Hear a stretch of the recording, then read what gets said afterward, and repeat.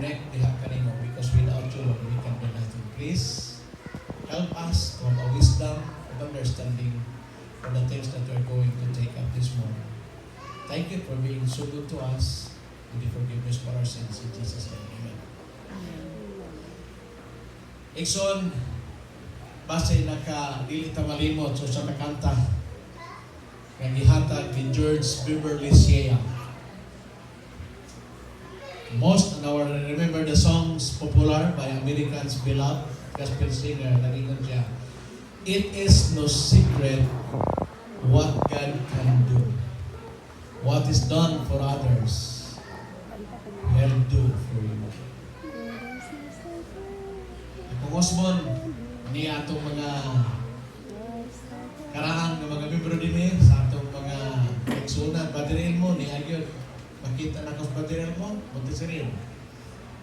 Si Ma'am Aira, si Ma'am, isa ni?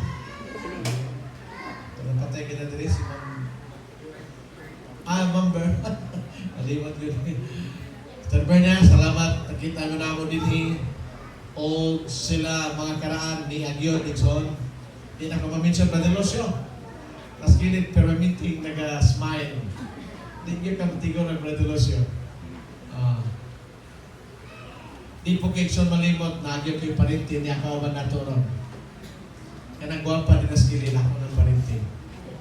So niya ka nasay. Former daimba. Pero karon di na nasa daimba. Ano naman ang iyong Mr. din. Okay? At yung parintin na mula sa pamamang kasaya. Okay? Niya po ni Son ang among giludhan sa among pagkasal. No? Sa dilit po may padayon. Ang mga dayon family niya po ka ba nato taga-tumpalak ni sila. Namutana ko ganiya. Di ko na nung niyaman mo na fellowship para tumpalak. Di ay kanya nagapuyo din yan na sa manukan silingan na mo. Okay? Section padayon ta. Akong Osmond. It is no secret. Kung ba minum sekreto na ito, ha? Sekreto na niya. Section, God's ultimate purpose. Ingon sa Roma, for whom He forsake knew, He also predestined to become conformed to the image of His Son. Wala lain, that is Jesus Christ. Section, how does God direct us? By continually teaching, changing, developing us. No days is ever wasted. No disappointment is outside His appointment. No test is ever superfluous. So, di kita mabalaka kay ang Ginoo nahibalog yun siya sa atong capacity, who we are. And the Lord has thousands of ways sa pagdumala sa atong kinabuhi aron nga magtubo ta with Jesus. To grow in Jesus. Nalipay po ko igsoon sa Misay sa awit karong muntagan. Is desire to worship you. Di ba? Ang Misay sa awit sa mga matano. Ang among handom nga magsimba diha gyud nimo. And that is one part of the characteristic being as a child of God. Because we want to grow with Jesus. So, He who began the good work, this is our kitex na ganiha. So, He who began a good work in you will perfect it until the day of Christ Jesus. When Jesus comes. So, maning atong pangalan as an Adventist, sa Bisaya, Adventista del Sétimo Día, the group of people waiting for the second coming of Christ. Some methods God's employ to teach His children. Dagan siya mga pamaagi. Nga matudluan ta as we grow with Jesus. Because the year is about to end. So we need to grow. Di kita malipay atong bata nga ang iyang edad 50 na mao nagyapon ang iyang lawas. Pero sa dihan mo piyot ang sanina sa atong bata nga tapastiran gasto pero malipay ta because growing. Didako man siya So nipiot ang iya sarina. Sakit sa bulsa, pero malipay ta ka gitubo, di ba? So here are 7. Oh, there are ways no ato makita. As you read, atong tunan number 1. By meeting our needs when we are helpless, we can learn to trust God. Sometimes a lot of problems, a lot of temptation. Sometimes we are hopeless. Mura tag natakluban sa kalibutan. Pero wa ta mahibalo nga pinaagi niini gitudloan ta sa Ginoo, we can learn to trust God. What circumstances come, we will not forget always to trust God. Usa ka bata akong nanuman iso ganing pagsalig pa. Nga nasunog ang ilang balay, ang second floor, dito nasunog siya. Pagkasunog, nilukso ang papa. Paglukso sa papa, nakalimot siya, nanay sa pamilya, nako sa bata sa tupan. Tungod kay namurag-muragan ang papa. Paglukso niya, nabili niya ang bata sa baba. Taas man ang second floor, taas panig. Aso, gikan sa ubos, iyang papa nakalukso na limot, no? Nakamata sa dito sa ubos. Iyang anak, istawag iyon niya pa, asa naman ka pa? Ingon sa mandi, ako subos dong. Nakalimot ko nga, adi kakauban ako. Ingon siya pa, ayaw tayo kung biyahe pa. Ingon siya pa, sige lang dong, ay kabala ka. Lukso nga dong. Dapat tingasuha. Ingon siya pa, adi kung lukso, ako kakita ni mo. Ingon sa man, sige lang dong. Kasama ang tikaw. Ingon sa iyang anak, di, lagi tulukso pa, basta kay, di ko makita ni mo. Ingon sa man, dong, close your eyes, then jump. Aron di ka masunog. I-close sa bata ngayang mata o milokso siya isalo samahan. Nagsalit ang bata because ang iyang mahal bilang dong, bisag dili ka kakita nako, but trust me. I will care for you. Nalawas ang bata igsoon because he learned how to trust. Second igsoon, by making us wait for what we need or want. It teaches us patience. Igsoon na ito makita as a picture na kaon ang usa ka ero makailubon kining usa. Nagpaabot kung doon ay masuglan niya. Because dili sayon ang magpaabot sa ginapaabot. Asay sayon, which is easy. Kanang ikaw mo gihulat o ikaw mo'y kapaabot, o kanang doon ay kagiulat, o ikaw mo'y naghulat. Asay sayon. Puon ba na nagpaabot, di ba? Puon lang magpaabot. But this time, kung gitugod na si Ginoo sa tuwa, He teach us to have patience. Kinibitang pagpailong ison, importante bigyan sa ato. Sa ato lesson na ganyan i-mention nga sa atong pag-appeal sa mission sa muluhaton sa Ginoo, winning patience. Pailong yun. Kaya pa sa mong kauban, kung di ta kaantos, mamutos. So we need patience. In every situation in life, we need this word patience. The next one, by stretching us beyond the realm of familiar, He teaches us patience. Next one ito makita. Kinanagin tayo panglantaw sa unahan. Igsoon sa mga atong handom nga nagsimba ta every Sabbath. What is the purpose of going to church every Sabbath? Because we want to be saved someday. A vision to be in Jesus. Amen? Igsoon ang atong vision nga dili na tayo balin siya atong simbahan permi. We want to go to heaven with Jesus. And that is our vision. Someday somehow when Jesus come, ato yun makauban siya kung ato na kanunay so ni vision. Another thing, by taking us through the consequence of wrong choices, He teaches us values. So, dito ta malimot. No one is perfect in the sight of God. Because according to Romans, all are sinners. Do you agree with me? Walay usa nato nga perfecto bisag atong ngalan perfecto pa. Kitang tanan magkasasala. O ang makasasala nagkinahanglan og grasyas Ginoo kaluoy. Kanang mga walay sala mura na yung kinahanglan Ginoo. Pero kita makasasala mo ng morason mo simbata because we are sinners. Sometimes we make a choice which is not correct. But don't you worry. That situation teaches us that you have a values in the sight of God. Ikaw igsoon bilinhon sa atubangan sa Ginoo. Kitang tanan adunay bili. The reason why Jesus Christ died on the cross.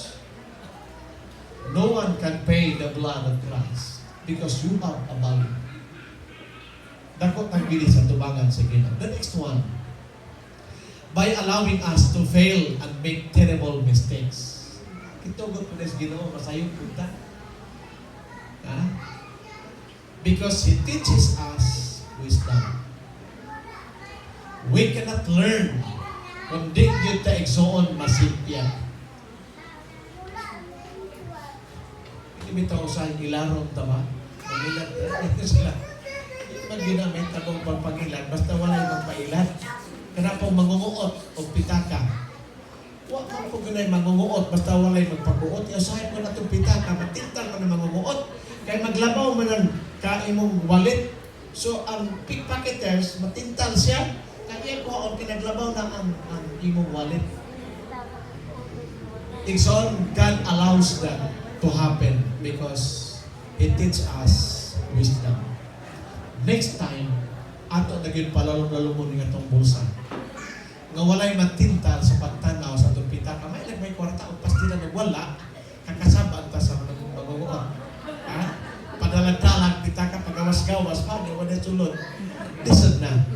Pero may tabo nga mawat ang tagwarta ni Kutan ta, don't you worry because God teaches us wisdom. Abi mo ang wisdom, ikinanglan sa ito. Very important, especially understanding the Word of God. Si Daniel, wasa kasabot, nag-ipirisus Daniel, ihulog sa leon. But that is wisdom from God. Nga si Daniel, gipirisus siya mo ay sala. Pero ang kaalam ni Daniel, iyang gigamit, nga instead nga magsikisi siya, si Daniel wala magsikisi, pagkabuti sa leon, wag gid sa gikaon sa leon. Because the wisdom nga iyang gigamit, that is from God. Daniel saved not his wisdom, but the wisdom comes from God, being as a servant of God. Exons, next one, by sustaining pain and affliction. Mag-antos na Exon, because He teaches us humility. Exon, kining pagpaubos, mahitabo na yun sa matang Disimbre sa awit. Bag-ong tuig, bagong kinabuhi usahay. Ang tuig rin na bago, pero kinaiya usahay. Kumusta Exon? Maurang gihapon. Kumusta Exon? Maurang gihapon. Ang tuig rin na bago. Pero ang atong pagkatao, sometimes, wag yun tama usap. But, we're so thankful because we want to grow with Jesus. Diba? Every December, Jesus ginang naasa na huna sa mga tao ay dito pagka-January hangtod sa November kung sa'yo huna sa mga tao. Wala na. But this morning, we are studying that we want to grow with Jesus. Nindot gina nga magtubo tayo sa atong Christian character nga naagyod ang presensya ni Jesus. It's big different sa kinabuhi. Because by sustaining pain, di kita kagawas ani naagyod tayo pag-antos bisag asa bisag kanusa. Lahi na tag problema sa kinabuhi. Lahi tag cross. Kung lahi tag pain sa atong heart. But God allowed that to happen because God teaches us humility. So, the word humility is easy to speak, but it is hard to do it. Right? It's easy to speak. But by God's grace, we can do it by God's grace. Paul says, I can do all things through Christ who strengthened me. So, di na to kaya ni. Kanang pagpawos, lisod na mga to. But by God's grace, bisag lisod pa na to, mahimo na to, Tungod kay ang Dios mao'y magmando kanato. Abi ninyo, lisod kay pagpaubos na binagdula kay rason. But this morning, as we grow with Jesus, bisan pa kita mo insakto ison, but try to say sorry. Sa bisan pa nakasala nimo, ikaw may mangayong pasayong ison. Sulay na. Kaya nagbangi mo, nagkasungi mo ison, bisan may rason ka. Ayaw na gamitan imong rason. Gamita ang pagpaubos ison. Di ba ang resulta? Tangis o nindot kay imong feeling. Kayo sa higod ang makapadili na to aning pagpaubos kini mga atong garbo. Labi na kay rason. Ayaw ba reason? Why? I'm using humility. Ison, just put away your reason. Ato ang tao ay mong ganahan nga and ma-reconcile, try to ask forgiveness. This is the most important thing ato buhaton. And this is one of the characteristics of Jesus kaya gibilin meaning kalibutan is humility. Without humility, so we cannot go to heaven.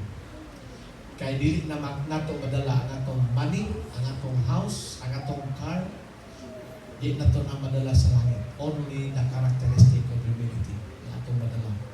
Ikson, by involving us in the lives of difficult people, He teaches us unselfishness. Pero may quotation naging on, birds, the same feather, flock together. But God allow us to join the people, to meet people, mingle people. Kung saan man ito pagwalik dito, mingle nila. How to spread the good news. If you will not mingle people, no? Nakita ka mensahe nila. Pero son, kanang atong pagpakikuban kanila, that is already a mission. Being a friend sa atong silingan, ison sa atong sikataw, dako na kayo na sa message. Be friend sa imong mga silingan ng so kay kamatay nimo daghan di mo tambo. Oh, pero mamatay kay so gani nimo bigay mo silingan, mabigat pa. May ram na matay. Exxon, by involving us in the lives of difficult people, abi nga Exxon, hindi kinatutanaw, di natin i-consider ang uban, maglisod kitag samot aning uban. Exxon, ato lang kalimtan ato kagalingon, ato na sila sakto lisod tutlo ang Ginoo sa ato niya na nagtugot ang Ginoo. Ngay kauban nato ang mga tao nga lisod kayo sakton. Bisag na atong asawag mana. Sahay. O di pa kita magtutuo lang yung ulagan. Atong anak ko sahay. Nabulihan ko namin iuli sa tiyan. Exxon, but by involving us in the lives of difficult people, He teaches us unselfishness. So good? Does that make sense to us? Yes. Including myself. So, dili na kamo. Appeal ko din. Why? Because the vertical message of pain is humility. Sakit igsoon, pero sa dihang maayo ang sakit, pwede nindyot ang pagpaminaw. Pero di ka mapasakit, hala, agwan ka sa kamatayan. Lesson from the thorns. It's not what the thorns was that mattered, but what it did. It made Paul into the humble servant. It forced him to rely on Christ's strength. This is the story na si Paul na bilanggo, di ba? Natong kitik sa ganihan. Dito sa Piriso. Ang napiriso ay naparasik sa nagagawas nun. Isulat ni Paul because it is not what the thorns that mattered, but it did. It made Paul into a humble servant and forced him to rely on Christ's strength. It brought him contentment with things that normally irritate and discourage. Tinuod ba ginayron? Ito ay mga panahon na maglago ta. Si Paul, wala siya nabuhay dito sa Pilisuan. Pero nag-ingon ganyan atong kitex nga. Siya naghimog mga maayo, kini makumplito yun, kinibalik sa ginoo. So yung gisugdan taghimog maayo atong tapuson hangtod yun sa pagbalik sa Ginoo because we want to grow with Jesus. So kini mga trials, una-una, this is part of life. Aron ta mo grow. You cannot grow without it. Dili ka ma-mature kung sige na kang bata. dili po mayo sige na kang bata nga di ka mamatyo. Jason, ang tubag sa Ginoo, God's answer to Paul, ingon niya, my grace is sufficient for you, for power is perfect in weaknesses. Most gladly, therefore, I will rather boast about my weaknesses, that the power of Christ may rest on me. Dili ta mabalaka ang gracias Ginoo kaawas-awas ang iyang kaluoy sa atua. Don't you worry, why? Therefore, ingon ni Paul, I am well content with weaknesses, with insult, with distress, with persecution, with difficulties for Christ's sake. For when I am weak, then I am strong. Sa dihang mapakya sa direksyon, makalearn kita, makatay wisdom, makakatong ta, mahimutang malikon sa tubangan sa Ginoo. Remember, God never wastes an experience using both pain and people, and He will continue to cultivate in us the character traits of His dear Son, Jesus Christ, because the earth is a training ground. Dixon. Gibutang ta nining lugar niya sa tanas atong silingan. Muna usahay ang atong social gathering dahil social ka lumilipad ang pato. Pero naay panahon na di ng pato mulupad, lumilipad ang plato. Kay mag-away ang mama o ganun.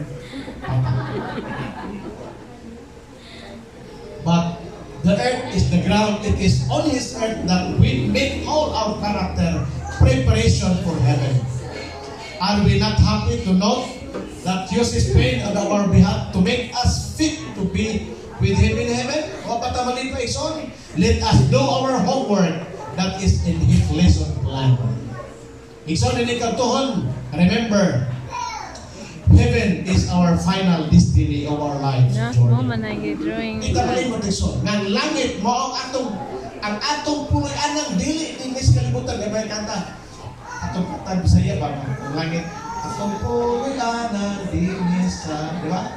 Kalibutan. So, dito tag-awit. Ayaw na itong kalimti. The earth is not final home. This world is not my home. I'm just not passing through.